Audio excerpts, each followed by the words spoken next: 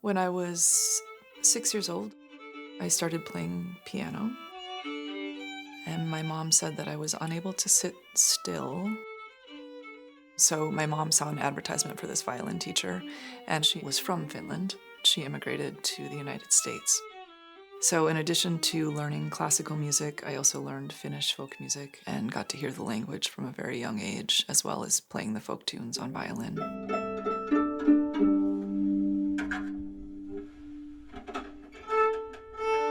My father grew up here in the United States on the Iron Range, speaking Finnish as his first language before he went to kindergarten. So I did always know about my heritage.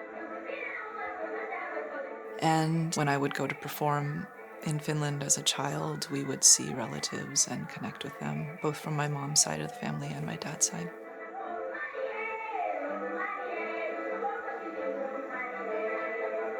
I had a Finnish-American duo called Kaivama that was active for many years, and we toured a lot and performed. And then after that, I formed a duo with a Finnish accordionist named Teija Niku, and we've played in Europe quite a bit and also played here. My work in the last few years has really gone toward my own compositions and more experimental work and audiovisual work.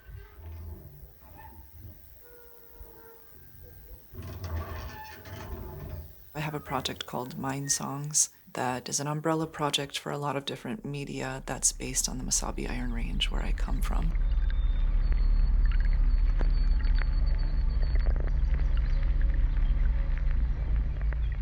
It's very inspired by the landscape there. However, it is also very connected to immigration, American cultural narratives, and my own family history. Thinking about how I have arrived on this planet, in this place, at this time. Having most of my family been in Europe for millennia, and now only being here in this country for 100 years, and trying to create that connection with landscape again through my art.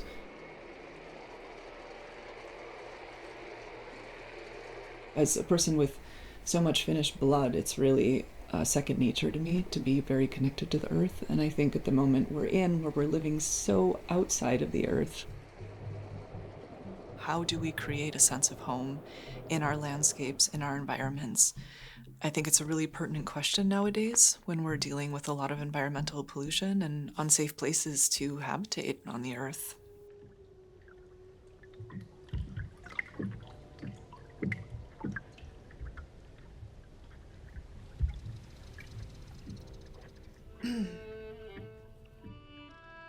A few years ago, I had a late-stage cancer diagnosis that was extremely difficult. I was thrust into a bit of a different universe.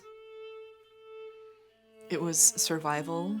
It was as strong a response as I could muster, which I will say I think was a very, very strong response. Because there's an immediate threat to my life, so I have to have the treatment. I have to quell the cancer, get it under control.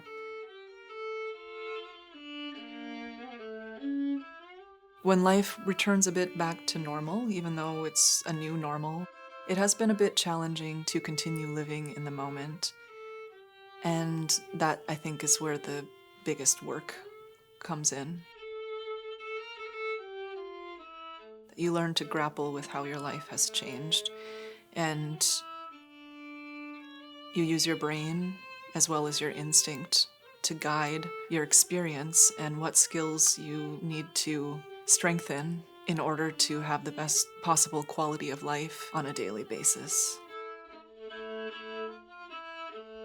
It isn't easy, but it is very transformative.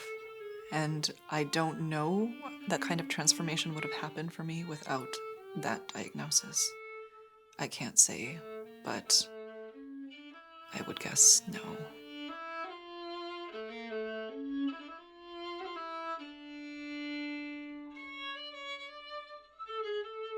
having some gigs planned for when I was in chemo, actually.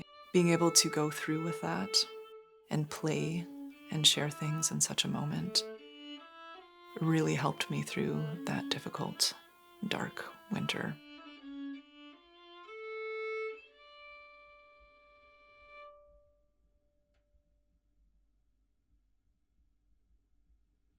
When you're playing an instrument and truly listening, there isn't space in your brain for anything else. So it's a safe space for me to play my instrument when I'm feeling troubled or need to calm my central nervous system. And it's also a gift to share with others. I formed community through music.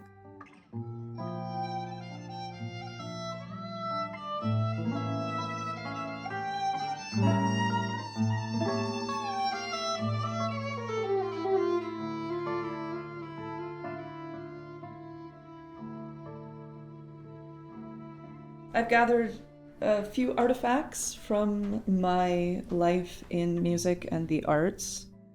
Here is something from when I played Sounds of the North Festival in Poland with Finnish accordionist Teija Niku. And we played in a beautiful church there from the 13th century. And this is an album that we made that's on a German label. It's called Amerikan Laulu, Song of America. Minä lähden Amerikkaan, sinne menee kaikki. I also use a lot of drone imagery in my work, and this is some still imagery of mining practices on the Mesabi Iron Range.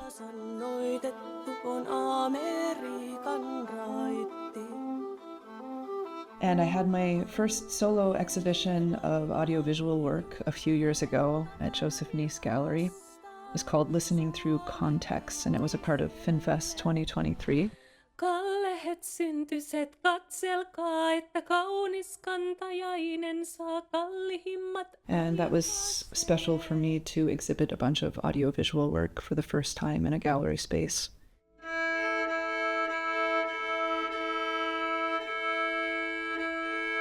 I traveled to Finland in 1992 to play at Kaivama Folk Music Festival. I was 12 years old. But then last year I also played at Kaivama Folk Music Festival, and I was 44 years old.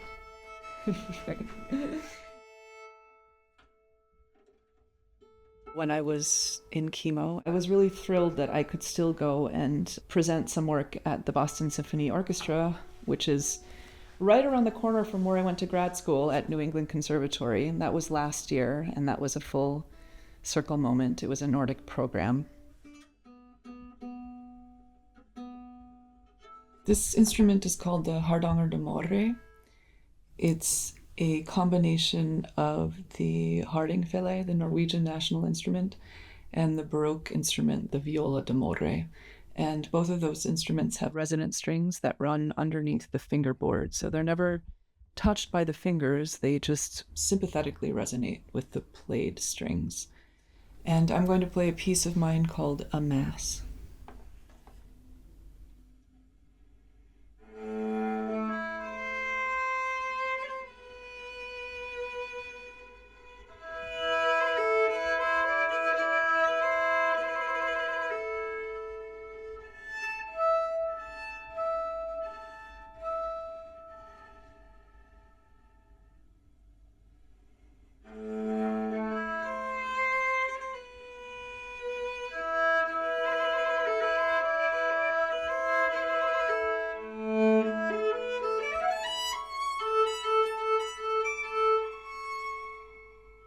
When I was younger, I played the music that was available to me or that I was expected to play.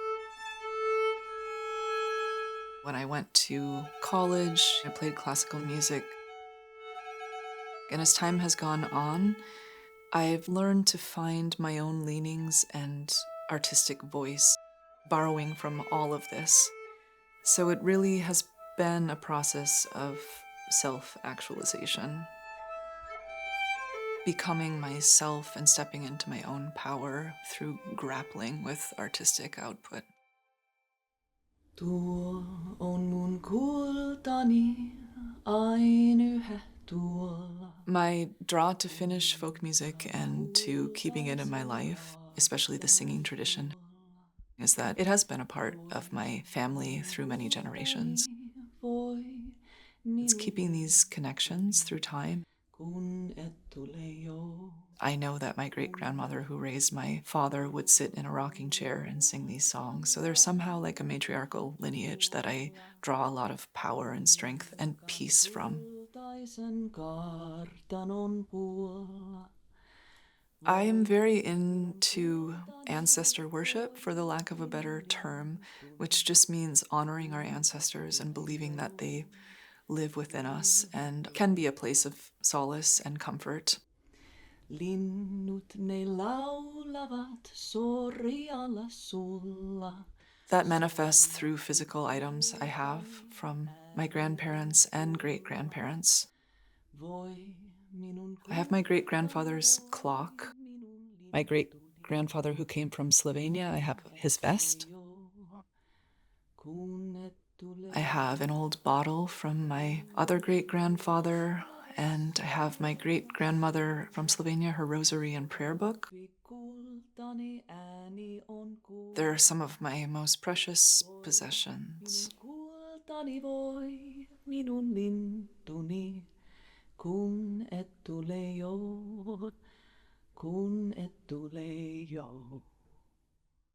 I'm a person who thinks a lot about legacy. I think in long arcs, not only what's in the future, but what has come before. And especially because of the cancer diagnosis, leaving a legacy of artwork that only I can create is of utmost importance. It is intrinsically linked to a spiritual path for me. Learning to live with the cancer, making peace with death, living in the moment, and letting fear fall away, and really getting to the deep place of my own truth and put it out in the world to leave for people. And what happens with it after that isn't up to me. It's my job in my lifetime now to make my work.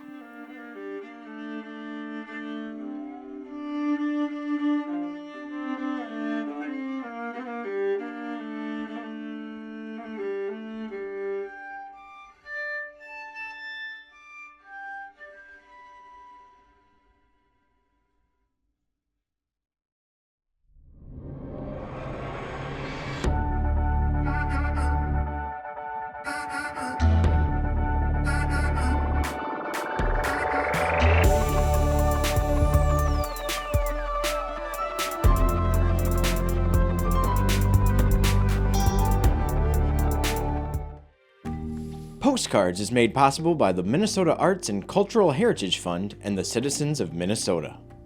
Additional support provided by Margaret A. Cargill Philanthropies, Mark and Margaret Yakel-Julien on behalf of Shalom Hill Farms, a retreat and conference center in a prairie setting near Windham, Minnesota.